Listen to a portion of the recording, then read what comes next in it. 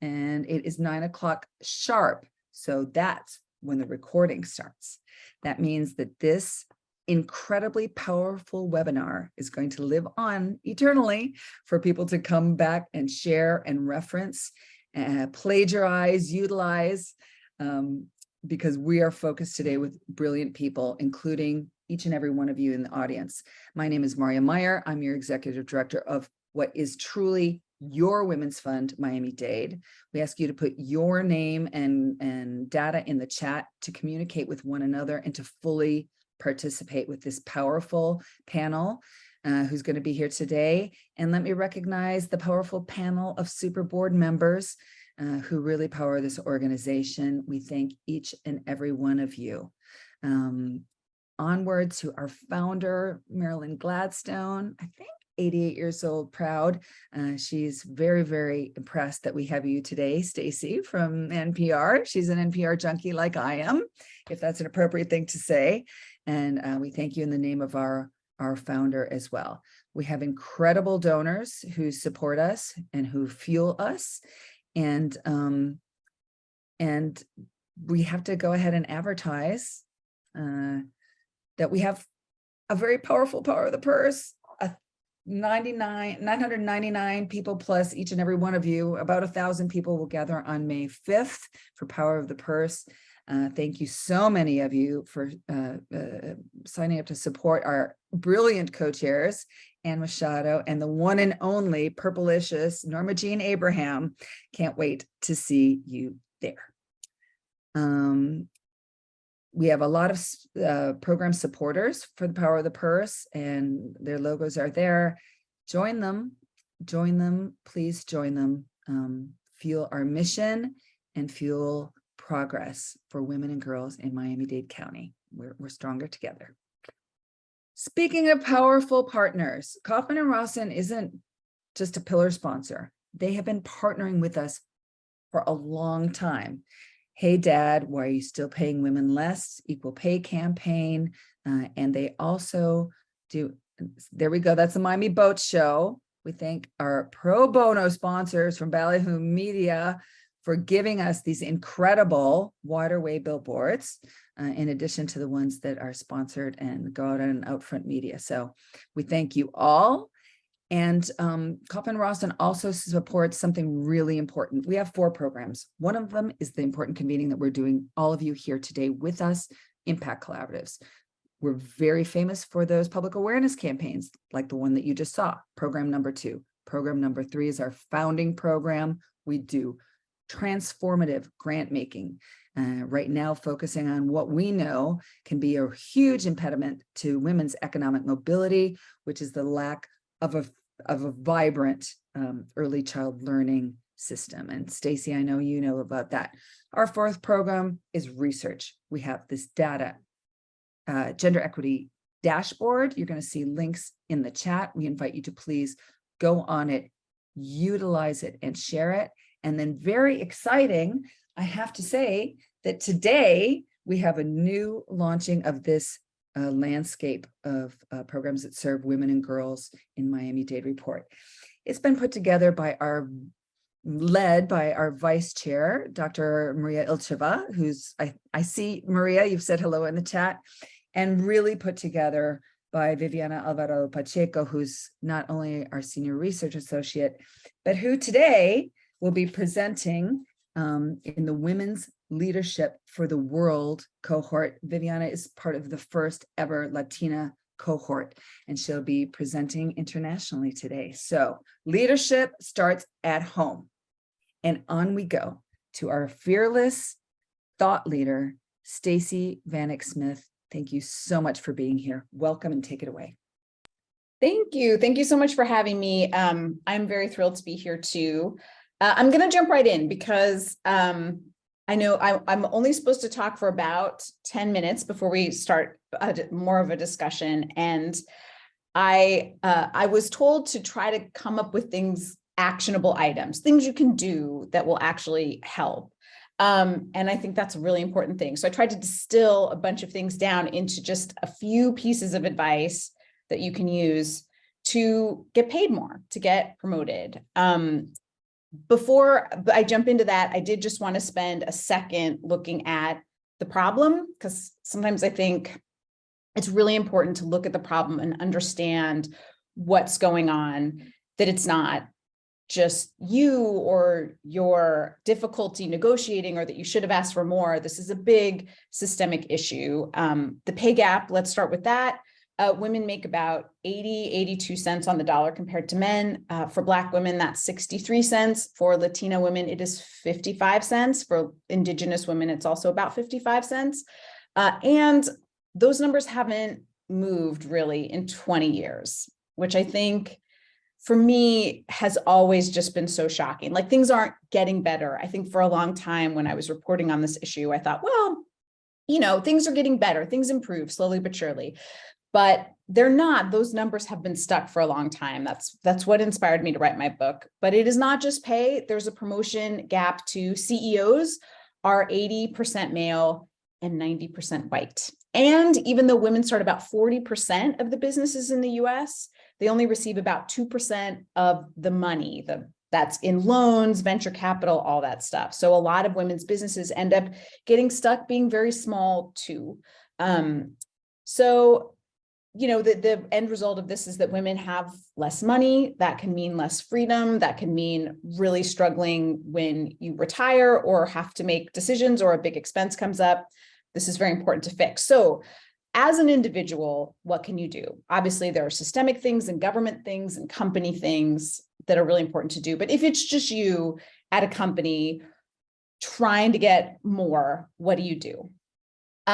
One of the most important factors in all of this, in getting a raise, in moving up, moving to the place you want to move, is confidence. It's probably not a huge surprise. Confidence, though, when you look at the research, is just, it's incredibly powerful. It's almost, I'm laughing because it's almost funny. It's apparently more strongly linked to higher pay and promotions than your actual ability to do the job, than confidence. So if you're good at doing the job, that matters less than if you're confident about how well you can do the job. I wish that weren't true, but it is true. And it makes sense because value is a story, right? I mean, value is a story, the story of how much things are worth, of how much someone's job is worth, of how much someone's time is worth, which is really what we're talking about when we're talking about salary, that a woman's time is worth less than a man's time, that a Black woman's time is worth less than a white woman's time. Those are those messages that we're getting.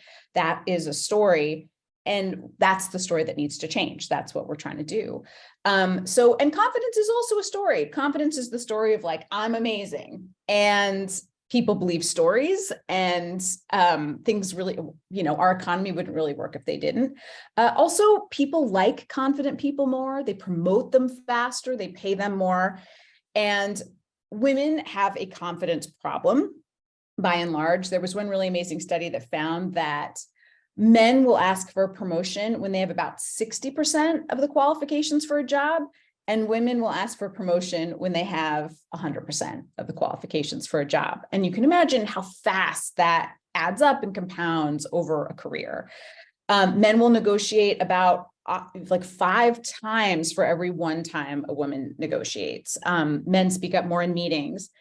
Now, I want to make it really clear that this lack of confidence doesn't come from nowhere, right? It's not like women don't want to be confident. It's not like I don't want to be confident. But it's a lot of the messaging that we get for years and years from all kinds of places that can hurt your confidence. So what do you do about that? If confidence is so powerful and you're struggling with confidence, as I think a lot of us do, myself very much included, how do you deal with that? The amazing thing about confidence, as the research has found, is that you can fake it. So there are a few things you can do to fake being more confident. The first thing to do is act. So insecure people who lack confidence, waffle. They don't make decisions. Confident people act. Confident people are less worried about failing. They're less scared of trying something new, of asking for something and being told no. So I would say that the first thing to think about, to consider, is what action you can take. Push yourself to act. Speak up in a meeting. It can be something really little. Speak up in a meeting, or something bigger. Ask for a raise, ask for a promotion, roll out a half-formed idea, take action. Another thing that you can do to fake confidence is to aim higher than what you want. So confident people expect a lot for themselves, so if you want to be making, let's say $60,000, let's say you make $50,000, you want to be making $60,000. Ask for 65. Ask for a promotion before you think you have all the qualifications. Ask for, a bigger office, a work schedule that works for you, for your childcare. Push yourself to ask, and to ask for things that seem maybe like you couldn't get them, or seem like too much to ask. Ask for those things. Which brings us to the very important question, how do you ask for more? It's very easy to say, just do it, just march in and ask for more and go get yours. But when you are a woman, especially if you're a woman of color, asking can be tricky because there can be backlash.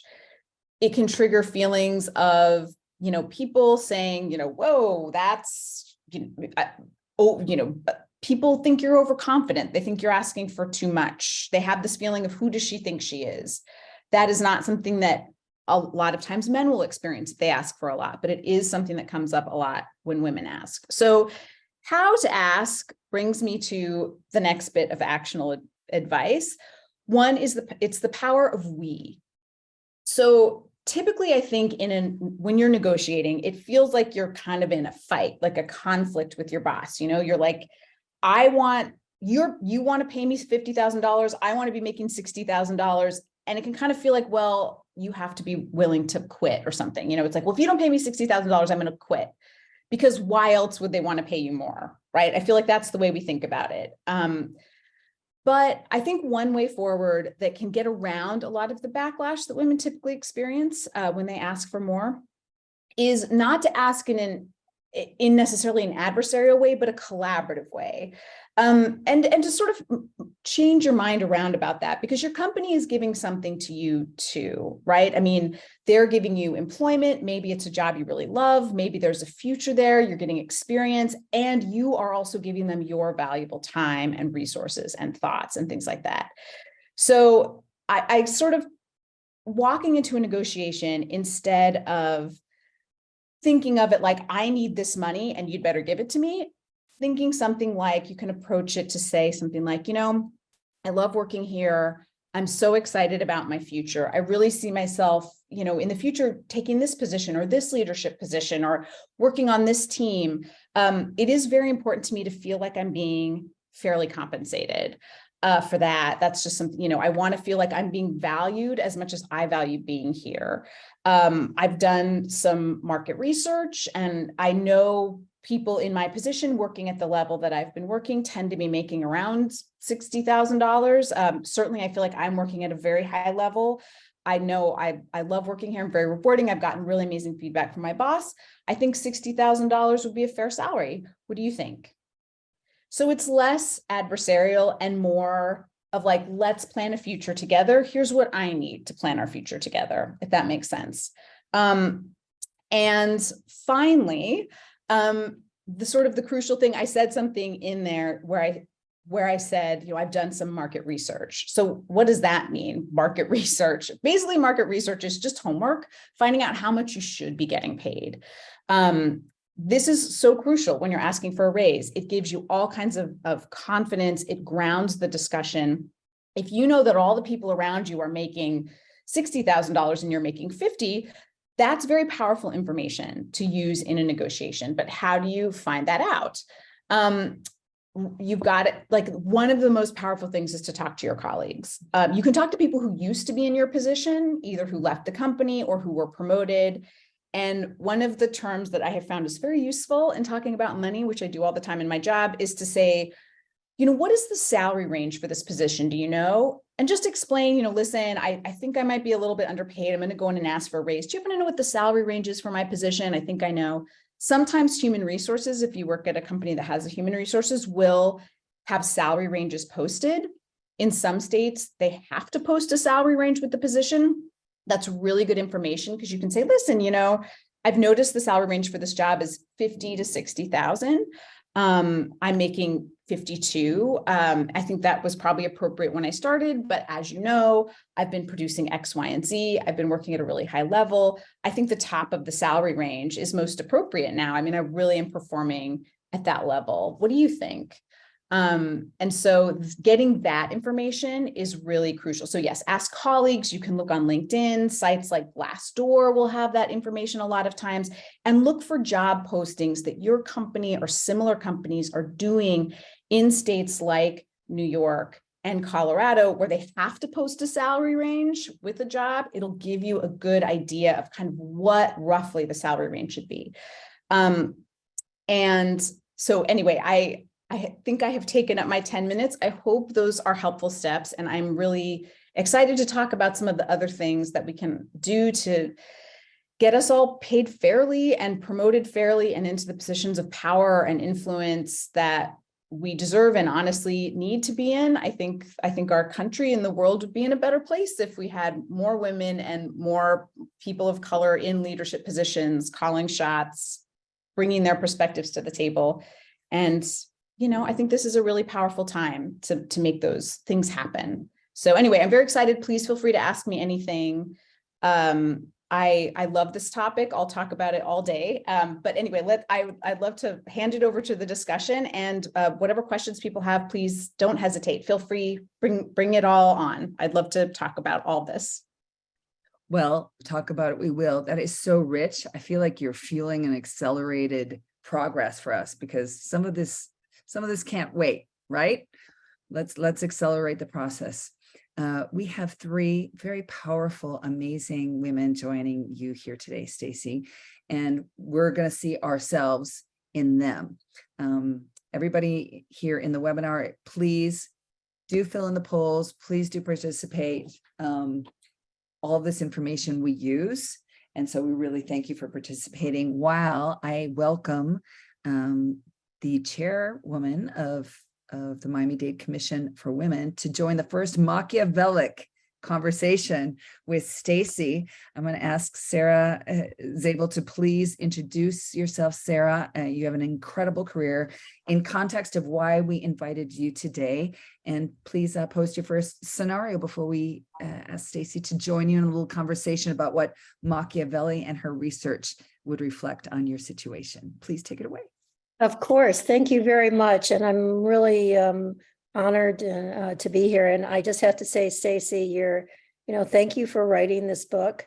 It's so relevant, and the stats are, do I want to say they're alarming? Nothing shocks me anymore, unfortunately, but on behalf of the Commission for Women, we're here to collaborate and hopefully make positive changes for everyone.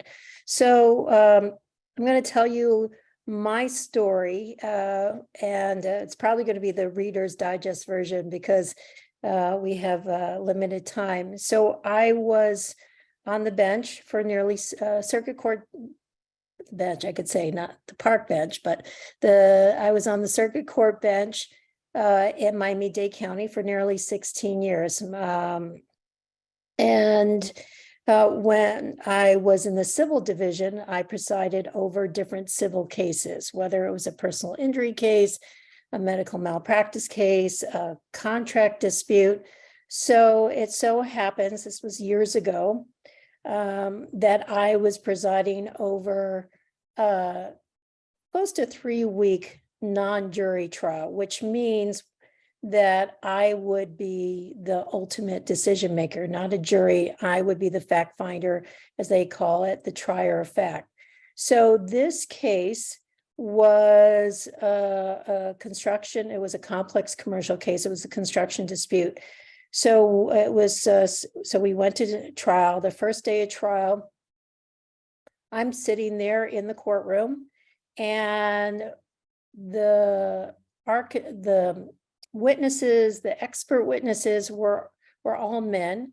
They were engineers, architects, builders, everyone in that field. So we're talking about respect, of course. And so I'm sitting on the bench, and everybody's coming in, and everybody is, so I look around the room, and everyone, I'm the only woman in the room. And you have the lawyers, all male. You have the litigants, all male. All the experts, all male. Only one woman, me, i.e. me. So, at the beginning of the trial, and I do want to say this, and I'm not going to mention names.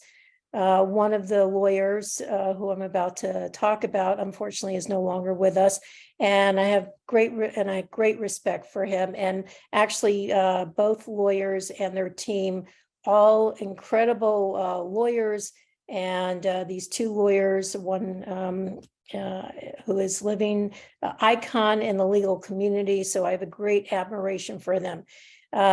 However, as we were about to begin the trial, the lawyer, who no longer is with us, got up and said to me, quote unquote, and I'm not paraphrasing, because some moments in our life are tattooed on our brain. He said to me, he said, "I apologize, Your Honor, but I apologize, Your Honor, but about having to teach you all about construction." And I'm thinking to myself, of course I'm stoic. Of course I have to be, being fair and impartial, because at the end of the day, that's the judge's job, is to be fair and impartial and render, a fair decision based on the facts and the law that are given to them. But I'm thinking to myself, I paused in my brain as I'm thinking. I said, I wonder if he would have said that to a male judge. So at the end, so as the trial continued, all the experts would come up and I would ask pointed questions. Every judge is different, know your judge. But I specifically, especially if I was a decision maker, I asked specific questions because I thought it was important for me to get information so that I can make that informed decision. And all the experts came up, the witnesses, these engineers, these architects, these builders, all these people in their field came up. I asked these questions. And at the end of the trial, the lawyer comes up to me and said, "Wow, Your Honor, I was really amazed how much you know about the construction field." And I'm like, I didn't say anything, of course. But I'm thinking to myself, well, my husband is a builder, one, know your audience. And then after the trial was over, I went up to a colleague who is also now a retired female judge, Jill Freeman, and I told her my experience.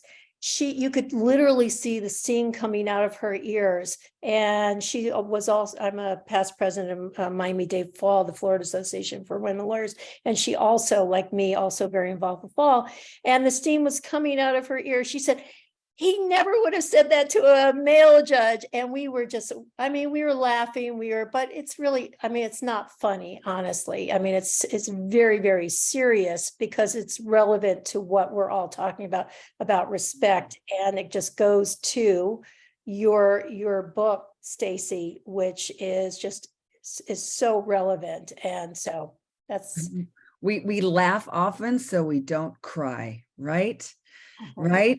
So that's amazing, Sarah. I can feel all of the participants here saying, "Oh, I feel myself reflected there," where we're reliving an experience. So Stacey, what is chapter 4 in respect? What did you learn about this topic? I think one of the most interesting and difficult things to learn is, the thing that was going through my head while you were telling that story, which is an amazing story, is a lot of times people don't, sometimes I think discrimination is pointed and is sort of a vindictive act, but a lot of times it's just assumptions people make, and this is, I think, where it can get really tricky. There was a really interesting study that was done about a construction job, and they had people just look at resumes. And they said, well, that we have two candidates here. One of them has more education and one of them has more experience. They're going to lead a construction job. And then they asked people before they saw the resumes, who do you think, what do you think is more important? So people said, well, I think education in this case is more important. And then they gave them the resumes, and they put a woman's name on the top of one of the resumes that had more experience, and the man's resume on the top of the resume that had more education. So they were like, oh yeah, well, clearly the man is more qualified because he has more education. When they did that study later with a different group of people, those people also said, oh yes, education is more important. They switched the name so the woman's name had more education. They were like, well, in this case, the experience is more important. And I think this is the tricky thing. People make all kinds of assumptions and will assume that you're qualified or not qualified for a job based on that. I mean, in this case, you're the judge, you're making all the calls. You're already in the place that's so hard to get. But I think people will make assumptions all the time about why women or people, whatever, aren't qualified for some particular job, or they know about this or they don't know about this. And that is often something that isn't even explicitly brought up, right? It's just some little side comment like, oh, you probably, this is probably going to be hard for you to follow because you don't know about construction, because how could you possibly know about construction? And so I think what can be really tricky is it's like, you don't even know people don't tell you that they're assuming these things or not putting you up for an opportunity. It's that you have to pick it up from these little comments people make. And it's like, does this person think I don't know about construction because I'm a woman? Like, is that what's happening here? And the answer is probably yes. And so then trying to fight back against that is really hard. You have to, first of all, figure out what the issue is, how you're being pigeonholed, and then what you can do to combat it. And a lot of times the people doing the pigeonholing, I mean, what I found so fascinating about the resume study with the names flipped is people had perfect logic. It's like, oh, well, in this one case, the experience was more. So they found a way to give the job to the man. It was a construction job. They found a way to give the job to the man no matter what. But in their heads, they just justified it. It's like, oh, well, women just don't know about construction. Have you ever been to a construction site? Have you ever seen a woman working on a construction site? How can you expect women to know about construction? And people think they're just drawing a logical conclusion when really you're experiencing discrimination. And that's such a fascinating example, because it's, you had to kind of pick up what was happening. They didn't say, well, you're a woman, you don't know anything about construction, right? I mean, you had to kind of pick up from little hints that that's what they thought. It's amazing. Everybody's reflecting there too.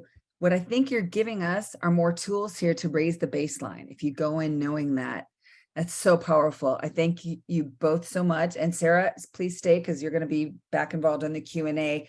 We're going to ask the fabulous Anjali Murthy to join us now. Can you introduce yourself as well, Anjali, in context of why we invited you here today? And take it away. Thank you. Good morning. And I'm so happy and excited to be here. Thank you so much for having me. My name is Anjali Murthy. I am a shareholder at Morgan & Morgan. And I am also board certified in labor and employment law.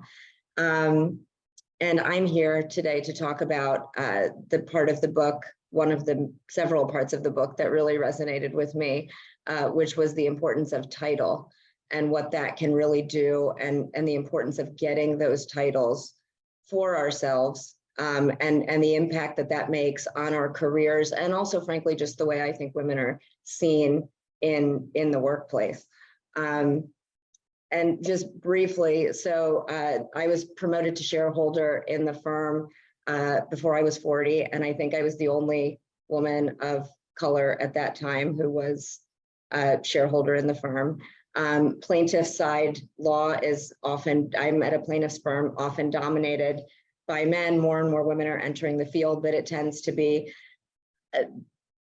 the problem isn't, oh, they don't promote women. The problem is just there aren't that many of us in the field. And so now that we're getting more in the field, things are evening out. But at the time, I knew that I wanted to be a shareholder. I knew that was important to me. And I was told by another partner who was as you said in your book, Stacey, that it's important to have mentors and allies and advocates. So, who sort of explained, well, when I became a shareholder, what they told me was, oh, we didn't know you wanted to be one, and that's why it took so long. And so he said, just make sure they know so that they can't use that excuse on you. So I sent an email and I said, I would like to, the next time a share becomes available, I would like to have one.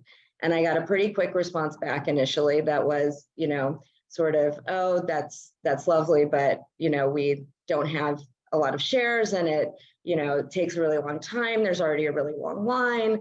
We give them to people who are already shareholders. And so I wrote back again and said, thank you so much for your response, but I just want to be in the line. I just want to make sure everyone knows that I want to be in the line so that it's clear that I have a place in it whenever that happens. And I ended up becoming a shareholder within the year. So I think that kind of advocacy for yourself, at least for me, especially in the field that we're in, can be persuasive to people. But I think of all the people who would have gotten the first email and said, oh, well, right? And I think that the importance of title needs to stop people from doing that, because with that title have come so many opportunities for me. I get nominated for awards by the firm. I get asked to speak at things like this. I think I'm working on a very high profile discrimination case right now. I was asked to be local counsel on that case by a very prominent national firm. I don't know if I weren't a shareholder, if I would have been asked to do that, I get to charge higher rates for my work, and therefore I'm more valuable to the firm. When you there's just something about telling a judge or another attorney, I'm a shareholder at this firm, it forces them to take you more seriously. There's something that goes with the title that tells people what you had to do to get there, that there are other people who are confident in you and want to give you this title. And I think the title, as you were saying, Stacey, the importance of confidence, the title inspires confidence in others, right? Oh, I'm being represented by a shareholder in the firm. She's important. My case is important. And then they take me more seriously as an attorney. My opposing counsel take me more seriously as an attorney. And it's all a sort of snowball effect from there, is at least what I've experienced. And I think that a lot of people, if they feel like their compensation is sort of good enough, they don't want to rock the boat, they don't want to seem needy, whatever the case may be, they may not advocate for themselves that way. But I guess what I wanted to share and why title resonated with me is my experience has been that it's been hugely important to my career, and I've seen such a significant impact from it. And that's my story, and I'm sticking to it. We believe you're sticking to it, actually. And Stacey, that's what your research said as well? Yes. I mean, it's so interesting as I was listening to both of you speak. I know that like more women than men now go to law school, but the number of women who become partners, I think like 85% of shareholders in law firms are men. That is an incredibly important and big leap to make. And judges, I think it's 75% of judges are men still. And one of the things that I was thinking while you were speaking, Anjali, was, you said people see you in a different way. People see you in a different way when you have a certain title. And I think it's also something that is so powerful that people see you in that position. Other women see you in that position, and they're like, oh, I could be a judge. It becomes more possible for people because they see it. And I think even just by being there, I feel like that is a powerful thing that sends a message out, and also change people's mind in subtle ways. It's like, oh, maybe it's not so strange to have to appoint a female judge, or to ask a woman to become a partner in a firm. And with that, like you said, title comes money. Often one of the best ways to get a raise is to get a promotion. So there's all kinds of things that come with that. But I even just think like being in the jobs that you're both in, is really powerful, and people see that, and it probably is more meaningful than you'll know. I mean, it changes people's minds in the subtlest way. It just becomes more normal to see a female judge. It becomes more normal to see a female law partner. It's not as strange, and it's not as like, well, that's not how that works. This is not what a judge looks like. It's like, oh, well, you know, of course it is. I don't know. So I think that is a really powerful thing too. Just being in those jobs is powerful. We have 4 pillars, and one of them is leadership. To see, it's not only, it's being able to see yourself in a position of leadership because others who look like you, and it's also access to that leadership. So incredibly powerful. Anjali, stick with us, please, for the Q&A part. And this, our third panelist today comes with a very special perspective. You may have noticed we have, we're going to center on age a little bit. And our question when Samantha, excuse me for the informality, but since we work together, I have to call you Sam, like I always do. Introduce yourself, Sam, and then take it away first with that kind of question. I mean, do we think that you can learn from other people's experience? And if so, what questions do you have for Stacey? Hi, everyone. Good morning. So happy to see you all on this beautiful morning. My name is Samantha Santana. I'm currently a senior at Florida International University, and I'm 21 years old. And I'm also a fellow at the Maurice A. Ferre Institute for Civic Engagement. And like Maria mentioned, I do work for the Women's Fund. I started off as an intern in the summer of 2022, and then moved on to my development assistant role this past September. And so for me, Stacey, since I have such limited work experiences and life experiences that have yet to go through, I wanted to ask you a couple questions, because one of the biggest things facing young women like me and college students, and especially women of color, is we don't have much support. We don't have people who have done this before. It's usually first generation. And so personally for me, I'm first generation. And so I wanted to ask you, what do you recommend women like me do right now to be able to get that support, to find someone to guide us through these experiences? Because we want someone who looks like us and want someone who can help us go through these things that all these wonderful women just mentioned. So that's my first question for you.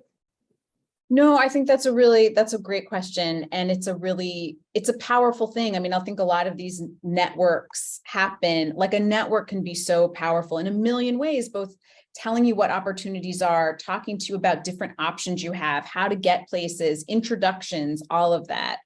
I would say, especially if you aren't naturally in one of those networks, you're breaking new ground, which is really exciting and important. I think you make a network in a way. And I think that can look in a lot of different ways. Find people whose career path you think you might want to be on and get in touch with them and just reach out, and you'll be surprised if you say something like, I really admire the career path you've taken. I'd love to buy you a coffee for 15 minutes or do a quick Zoom chat and just talk to you a little bit about how you got where you are. And, I just want to let you know that, like, I'm very inspired. People are so moved, and often, I mean, not everybody, and, you may have to try a few times, but find people whose jobs or people who inspire you, even also if they're not in the exact job you think you'd be interested in, but people who, I don't know, who you're like, that person speaks to you in some way. Get in touch with them. They can be part of your network, but specifically in like the job or the profession you're interested in, look around different kinds of jobs. Like maybe you think, oh, I don't think I'd want to be a judge, but I think I would want to be a lawyer, but still talk to, like, if there's like a judge who's really inspiring to you, reach out to this person. And even if it doesn't have to be a woman. It can be, our networks can and should be made up of all kinds of different people.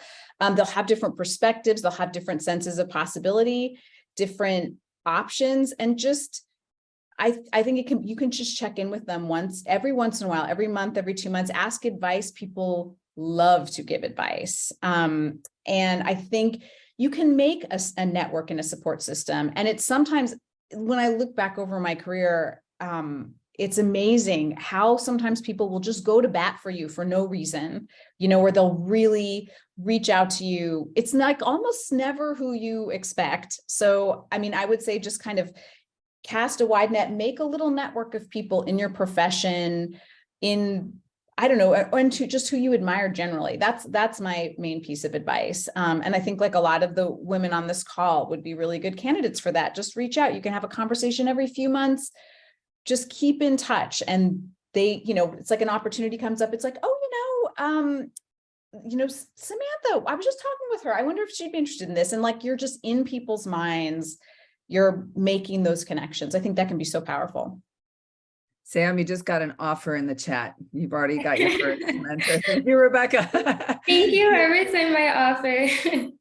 And then my follow-up question would be, so for me, I'm graduating in May, and then I will be taking a gap year before going to law school. And so what advice, if you can go back to being 21 years old, what advice would you give yourself before entering this new world, and just having to go through that? That is a great question. I think personally, this might be like a little different from other people's. I mean, one thing I would tell myself is to keep an open mind. I did not know that I wanted to be a journalist when I was 21. I thought I wanted to be like a professor, like an English professor.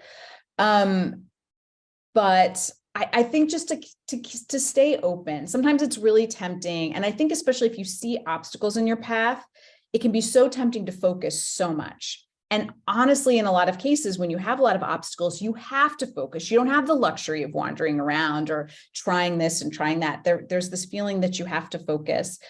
And I think that focus is a really powerful thing. But I also think it's important to stay open within that focus. Look around a little bit. I think you don't quite know yet, and that's a wonderful thing and also a scary thing. What would make you happy? What opportunities might open up that you haven't even thought of? I mean, when I started out in radio, podcasts didn't even exist. Now, most of the jobs that I could take are podcasts. And so you just don't know what is going to happen to your profession, the kinds of things like directions your career could take. So I would say, I know that focus can be so important. And I know especially it's important for people who aren't, from backgrounds where like everything is funneling them, towards a profession, or they have all these advantages.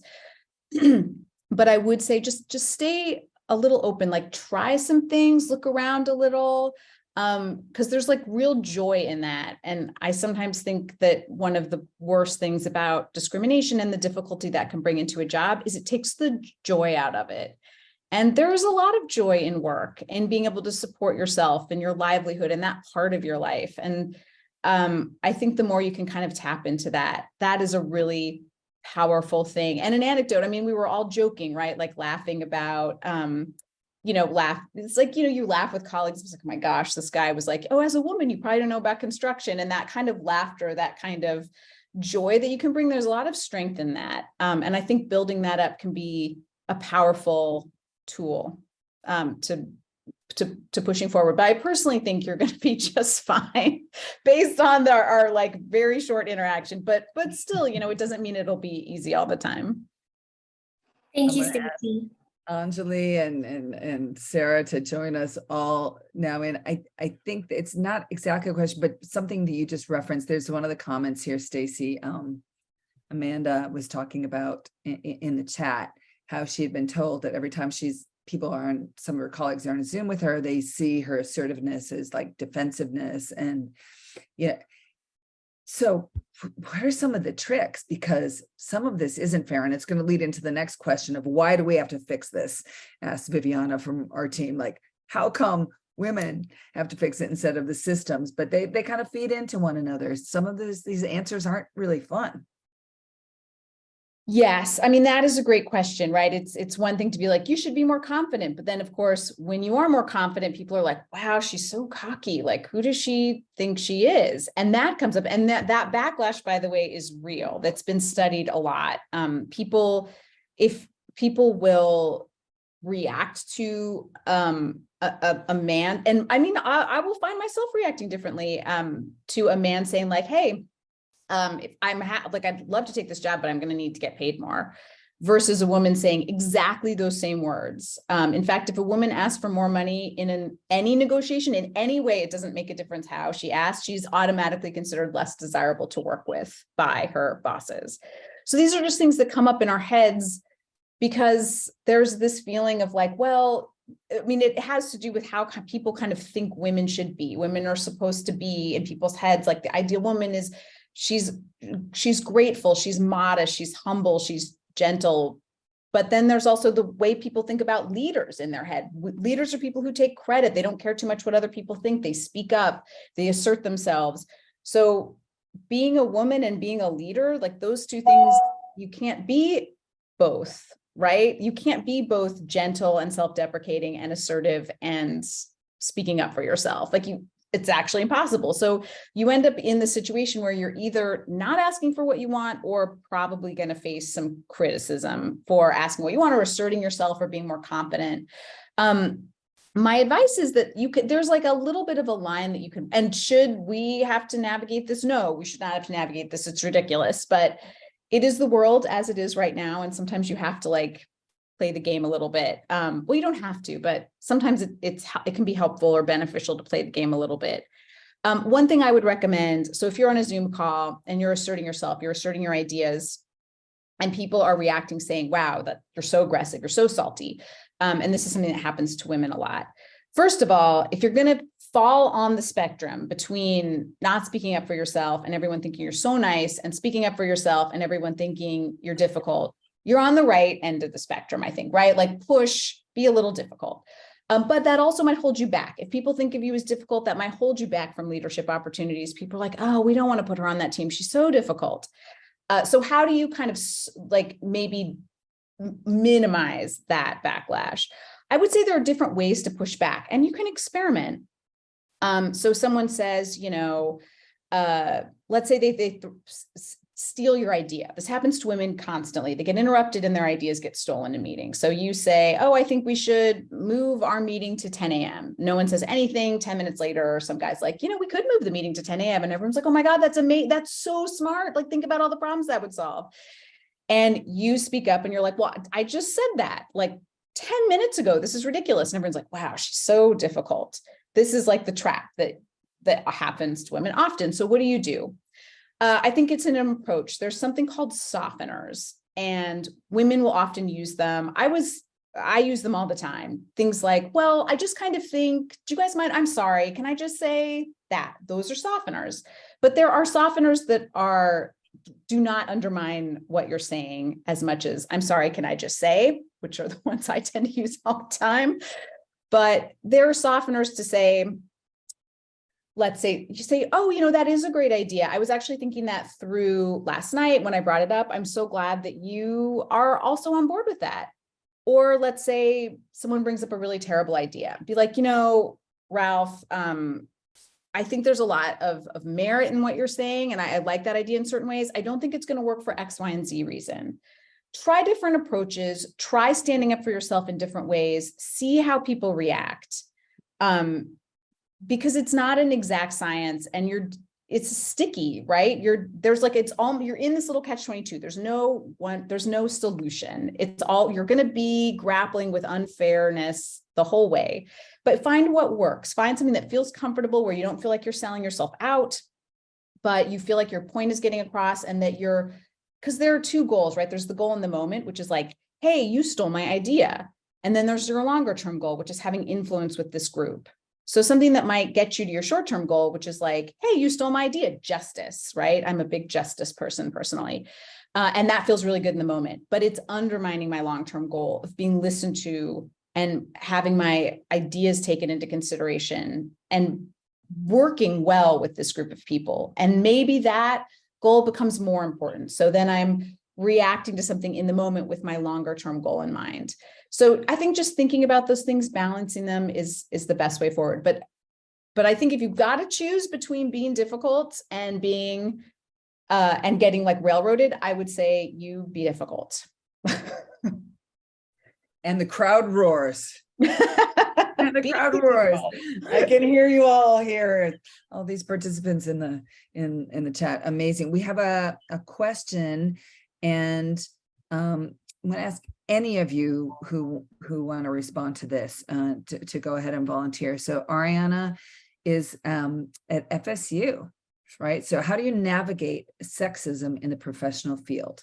I know as an organization at FSU in Tallahassee, welcome Tallahassee, to your Women's Fund Miami-Dade, dedicated to supporting women in politics, we often experience microaggressions and even blatantly misogynistic comments. Who'd like to take that one? Would you, Sarah or Anjali, like to take that before Stacey? Yeah, I will. And just before we get, just in case I have to get off while you're still talking, I just want to tell Samantha, anytime she wants to reach out to me, I'm happy to talk to her about her journey, because I think mentorship is so important, and pay it forward is so important. So with that said, FSU, I graduated from FSU a long time ago, and my daughter happens to be at FSU right now. So I mean, how do you deal with it? Do you ignore it? Do you confront it?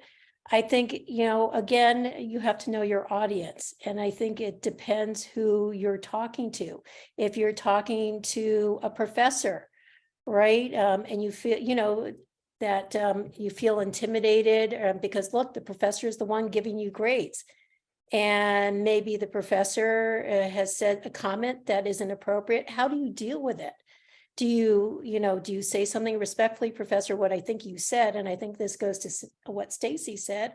Do you say to the professor, of course, not with, privately go to their office and say, and be respectful and say, well, I just want to talk to you about the situation that happened, and I want to bring this forward to you. So if you know the professor and you feel comfortable saying it to that professor, then you definitely should say something. And because if you let it go, then who knows what this professor is saying or doing to other students. So do we say something? Do we get involved? Do we do something that's going to, take care, for the greater good so that other people also aren't affected by this professor? I mean, it's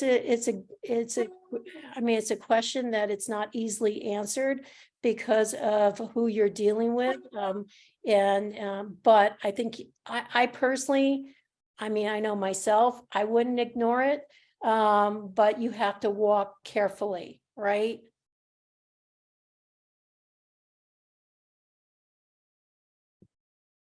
Anjali, would you like to add something? I think it's so complicated, right? Because even and also Samantha, I'm also happy to mentor you or be at least a resource for you as you navigate your journey. And I've done that with many budding attorneys, and I love doing it. It's in what I do, right, in employment law, and the academic situation is not that different from the employment situation because you're dependent in many ways on the institution that's engaging in this behavior. You're dependent on its benevolence in many ways. And when you rock the boat, when you say something, you can create problems for yourself. And so as much as, going to your book again, Stacey, that one thing that I think is so important about it is so often these issues are talked about in a way of like how we wish it could be instead of what can we actually do? And so, my clients will ask me, oh, should I report something? Will they retaliate against me? And I have to tell them the law says they can't, but as a practical matter, they very well may. And then your recourse is to what? Then file a lawsuit, but then you may not have a job while you're litigating this case. You may have a great case and you may win it, but you may lose your house in the meantime. And so that may not, it's not what anyone wants to hear, right? You should be able to say something whenever something discriminatory happens to you, and you should be able to advocate for yourself, but you have to do it, unfortunately, in a way where you feel, you make the institution feel like you're trying to be part of the solution instead of part of the problem. So, maybe asking for a training for everybody as opposed to, saying, oh, this one person did this thing to me, bringing up to some sort of faculty member or some sort of, faculty resource or dean's office. Listen, I think that this may be an issue we're broadly experiencing on the campus. And I think it would be, and maybe identify a speaker. I think it'd be really great if we could bring this person in to speak to everybody. Can we bring this person in to talk to my class about this? As opposed to calling out, as soon as you make someone defensive, you back them into a corner, you end up creating issues. And then as much as you might think some professor is your friend or something like that, you just, at the end of the day, if their loyalty lies with the university and you seem like a problem, then you're going to get treated like a problem. And that can be very, very, very unpleasant. So pragmatic, so pragmatic. Quick question for you, Sam. Can you give any advice, any suggestions on being seen as relevant and respected as an older woman when interacting with younger people? That's a great question. I think just putting your foot down. It really starts with who the person is.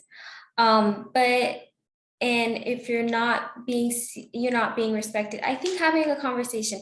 Oftentimes, if you tell us, especially someone like me, if you tell us that communication is key. If you feel some type of way or if there's any issues, I would love for someone to let me know and say, I do not feel respected by you, or I don't feel like relevant in the time I'm using your time.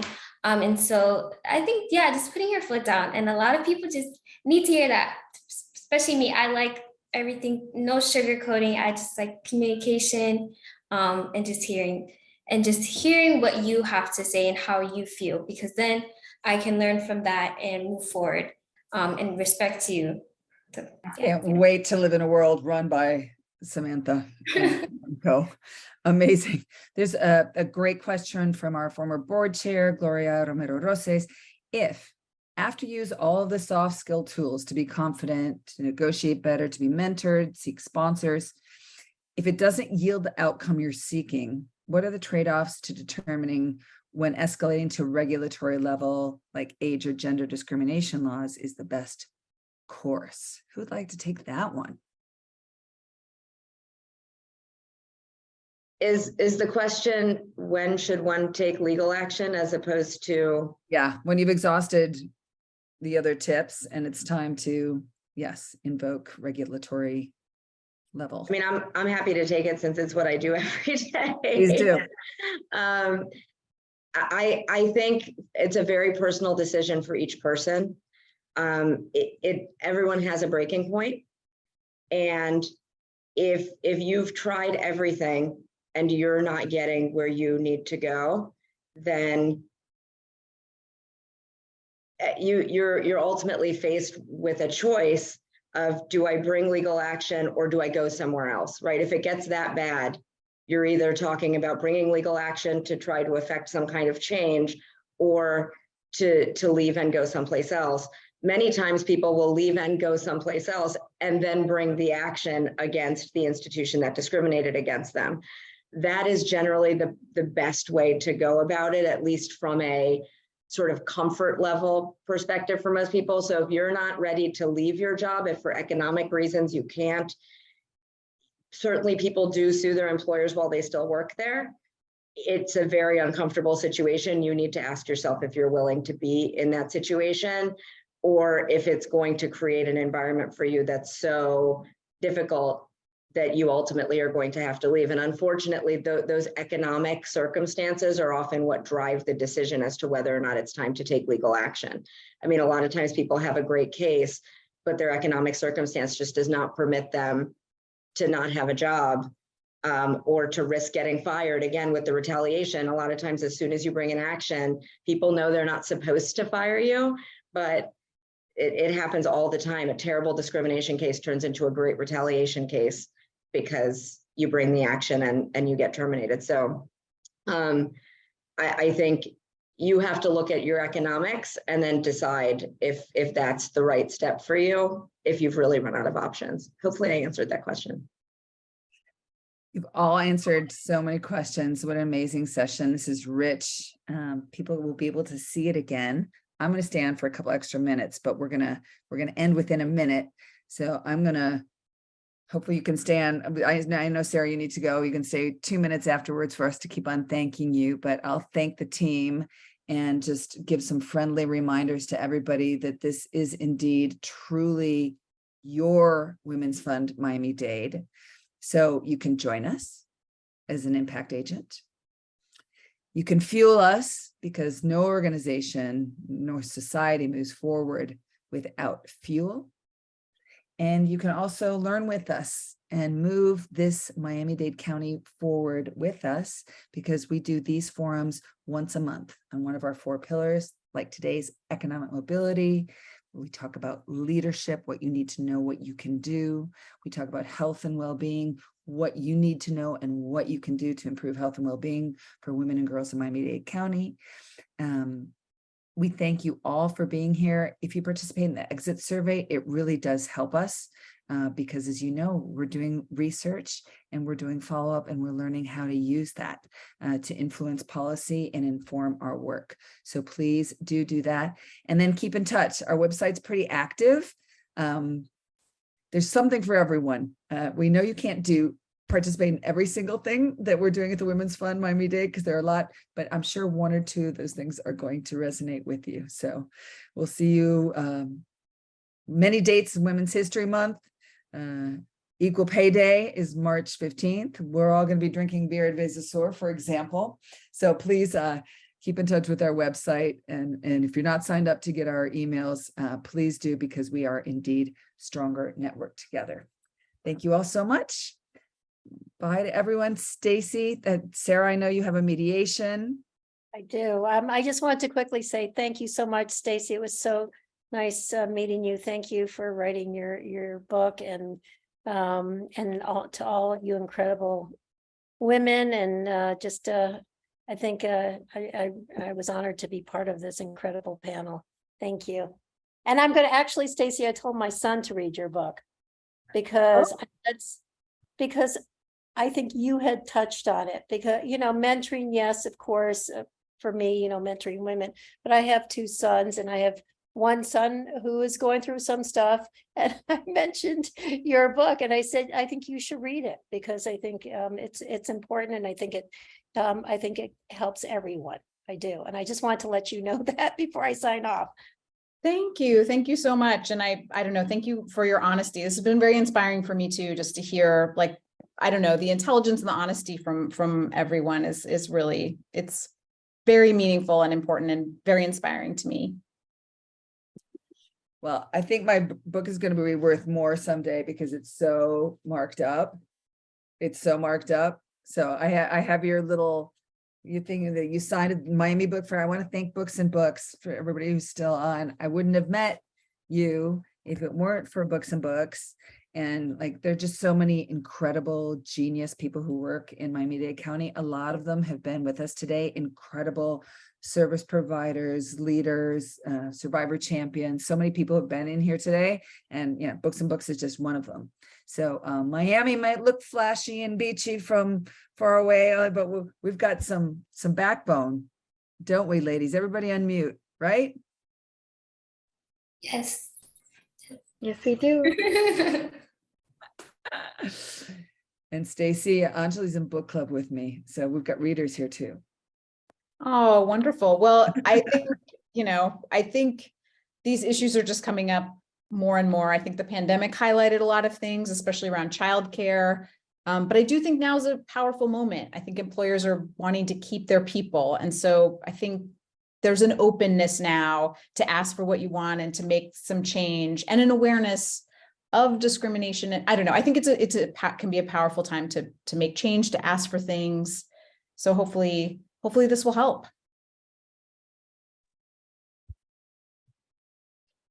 All right. Thank you, everyone.